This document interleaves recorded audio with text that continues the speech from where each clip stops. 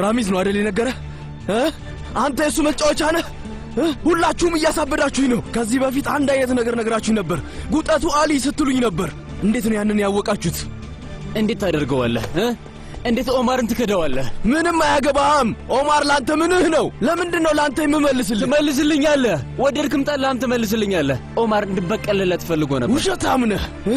አንተ ገንዘብ ብቻ ነው የምትፈልገው። የኦማርን ስም ለምንድን ነው የምትጠቀምበት? እስቲ ነፍሱ ይረፍበት። ምን እንደነገረኝ ታውቃለህ? በሰላም ከዛ ቢወጣ ኖሮ መጀመሪያ አንተ እንደሚያሳድድህ ነግሮኛል። ወንድሙ አሊ ለምንድን ሌሎች እንዳላስቆማቸው ጠየቀኝ። እሱ ጥያቄ ሁልጊዜ እንቅልፍ የነሳው ነበር። አሁን አንተ ዝም በል፣ ዝም በል። አንተ ኦማርን አታውቀውም። ዝም በል። እንደውም እሱን አንተን የማታውቀው አሊ እስር ቤት ውስጥ የመኪናውን አካሎች ሲቆጥር ነበር። አንተ ያስተማርከውን ታስታውሳለህ? ውጣ! ውጣልኝ! በቃ ውጣ! ውጣልኝ! እስር ቤት ውስጥ አንተን ድምፅ ይሰማ ነበር። ጥል ካለ እንዴት መሮጥ እንደሌለበት፣ መቼም መሮጥ እንደሌለበት። ግን እንደዛ ማድረግ አልቻለም። በየቀኑ ነበር የሚደበደበው። ይገባል? በየቀኑ። ውጣ! በቃ ሂድልኝ አልኩ። ውጣ! ለራሱ ምን ይል እንደነበር ታውቃለህ? ወንድም ያሊ ቢኖር ኖሮ ሁሉንም ይጨርሳቸው ነበር ይል ነበር። በቃ በቃ።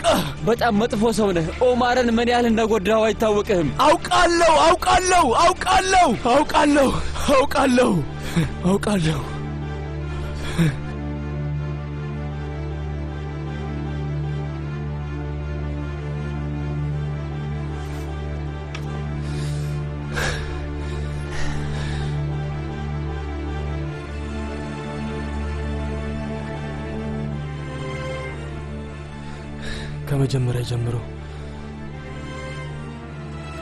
ከመጀመሪያ ጀምሮ ታውቅ ነበር ራሚዝና አንተ? ለምን ነው የተጫወታችሁብኝ? ለምንድን ነው ፖሊስ ያልጠራችሁት? ለምንድን ነው? ምንድን ነው የፈለጋችሁት? እናንተ እነማን ናችሁ?